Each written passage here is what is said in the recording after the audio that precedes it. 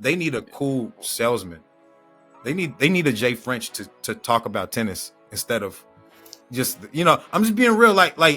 You need representation for the sport to be accepted everywhere. I think if everybody played tennis, people would get along better. They would understand challenge differently. It's just different.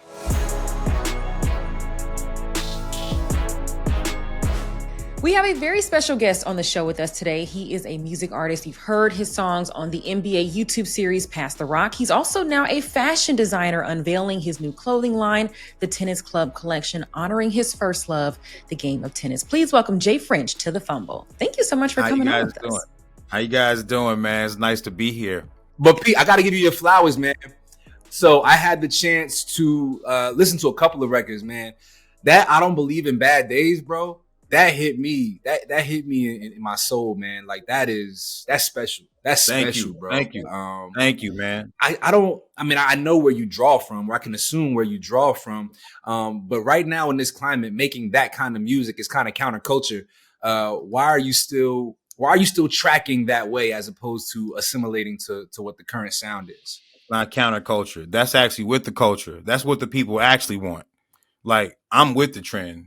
Anything that's ignorant or talking about things that put people in mental distress is counterculture, because people don't really want that. You listen to everybody talk on the internet all day about, everybody thinks they're gurus now. Like, this is the talk. This is what is actually with the trend is what I'm doing. Everybody else is off. I have this conversation all the time, and we'll talk about sports in a second. But I say this about Wale, who just dropped a new album. I think Wale makes the music that people think Drake makes. And right. I will stand and die on that hill. I stand and die on that hill all the time. You know what? Wale makes amazing music. He's an incredible artist. I love Wale so much. They've been on songs together. They make the same, like Drake is kind of like everyone's kind of looking for him right now, something like him right now. And he actually exists, and they just don't want to like that guy. Like, that guy is really good, and he's the guy you want. You actually want to be making music right now, and they just kicked him out of music, and everybody's kind of the top 40 no rap artists. Like, that would not happen if that didn't happen last year. I mean, he's not. Come on, man. Drake is one of the greatest, man. He hasn't grown up. Arrested Development. Let's talk about sports because this ain't a music podcast. But offline, this is a sport. Hip hop is a sport. I'd be my argument. They won't let me do it. Bro. So I'm gonna shut up. You already tried. Let's talk about tennis, which is your first love. I know Rodney is going to ask you tons of questions because he loves tennis too. I'm more of a pickleball myself. But what was it about the game of tennis that you fell in love with at such a young age? I was 4 years old when I got into tennis. My mother put me in tennis at 4. And I played all the way up until like close to high school, and then quit for a while and then got back on it, of course. But tennis was it's the hardest sport to play. It's like the violin of sports. So it's like you have to work a long time just to know how to use that racket, just to know how to hold that thing properly every time you hit that ball. And I play violin too. That's the irony. So when I'm playing violin, it takes a while to learn how to contort your body to do this, right?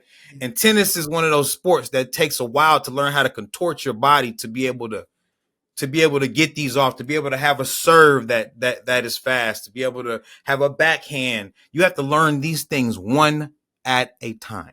It's not like basketball, where you just can pick it up and you and your friends can play. It's not like that. That's why you play pickleball. Because tennis is a beast. I like pickleball, no disrespect to it. I'm just saying it's a different kind of commitment that it takes to play it. And and if you look it up, it's the sport, the number one sport that makes you live the longest while playing it. Right. So it also enhances life. So my whole idea for tennis, like the Umbrella Tennis Club, is like, and I'm not trying to do a promote or a plug, and I'm just saying like my whole idea for Umbrella's Tennis Club is just like the umbrella live long club. You know, that's kind of what it is. More than it is just about tennis. It's just about health, you know, and that's why I promote it.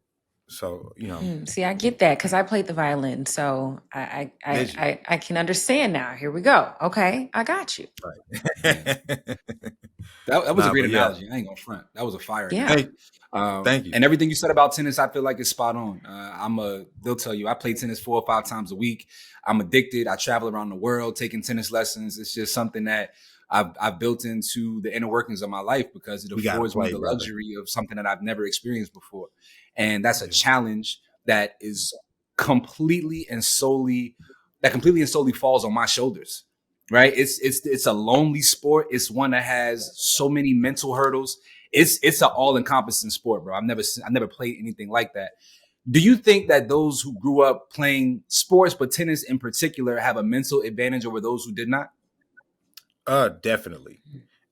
It's the challenge that you have to go through early. You have to have thick skin to even start, to even continue. The skin is thicker. It's just like there is no off season with tennis. You know, you're playing through winter, fall, spring, summer, no matter where you are. Like, it's different for tennis, man. Tennis players don't get enough credit for how amazing they are. Seriously. Did you grow up playing any other sports? Yeah, I grew up playing football, basketball. I started football. I was the fastest on my squad. I was a tailback and a cornerback and a free safety in football my whole life almost. Yeah, but I played tennis and it just wasn't popular in the hood where I was at. So I didn't I was trying to not take it as serious. But they were pushing me and you can't help but take it serious. So I was trying to take football more serious and basketball more serious, but tennis just always was my favorite on the low, and I just didn't admit it because the shorts we had to wear to play it, and because and I was growing up in the hood, so it's different. You know, you got to kind of hide that back in the '90s. When you're a kid, and it was just different, man. But after I grew up, I realized how cool it was, and I'm just like, they need a cool salesman. They need a Jay French to talk about tennis instead of just, I'm just being real. Like you need representation for the sport to be accepted everywhere. I think if everybody played tennis, people would get along better. They would understand challenge differently. It's just different. I would love to see these young brothers.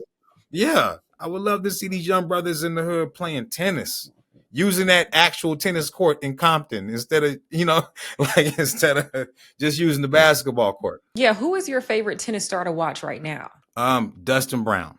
And I'm mad because he's not playing anymore. He retired, but I think he'll be back. And my second is Gael Monfils. Gael Monfils is so underrated. That guy he's incredible because he's so unorthodox, and he plays like he knows he can win if he wants to. And I love people that play like that. He's like Allen Iverson out there. He's Dustin Brown is the most skillful tennis player of all time, though, for sure. He's beat Federer, Roger Federer. He's beat.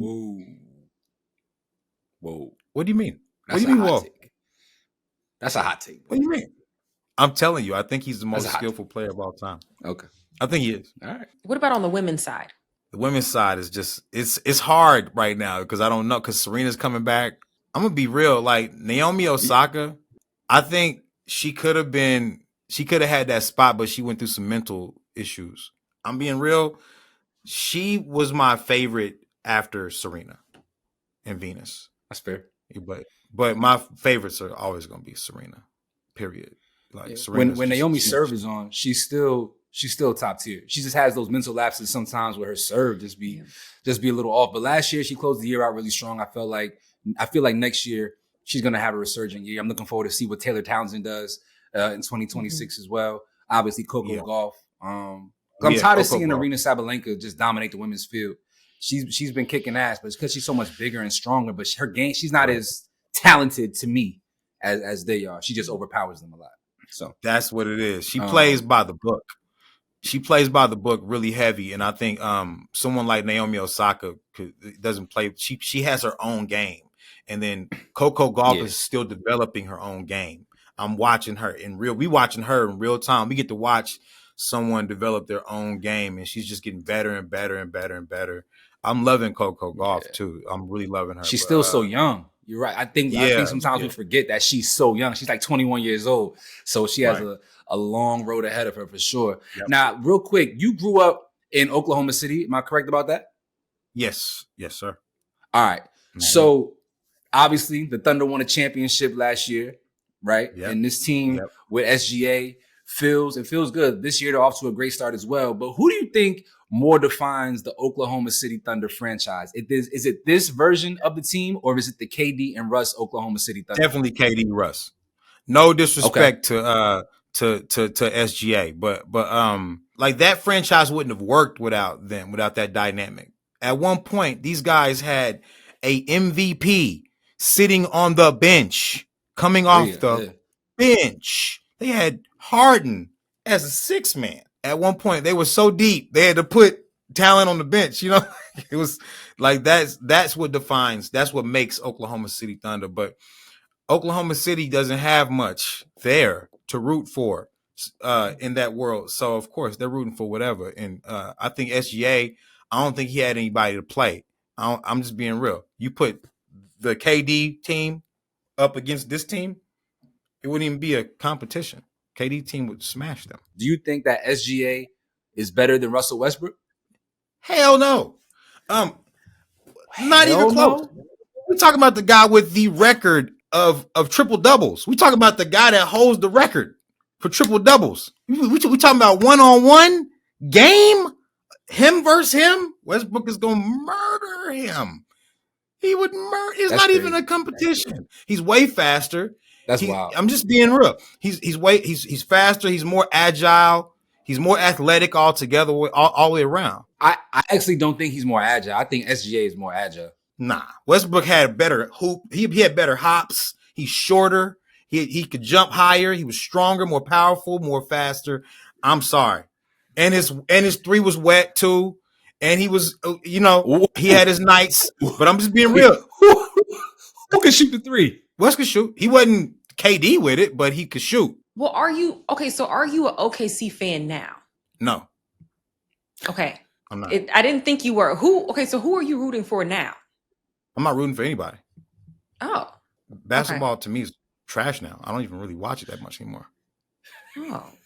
Say all that to say that. Yeah, I would argue with you hours on end. I love Oklahoma City, though. I'm glad they won. Hold on. Let me go on record saying this, though. I love Oklahoma City. I'm glad they won. I just don't care for the sport right now because it's not that competitive like it used to be. It just isn't. Got you. Samaria, that's a good point. That's a great way to close this thing on out. Samaria. Yeah. Jay French, thank you so much. I love you guys, man. I'm right here, man. Hey. This is never going to stop. Hey, this is never going to stop. I'm never going to stop being like this, man. I don't care what goes on.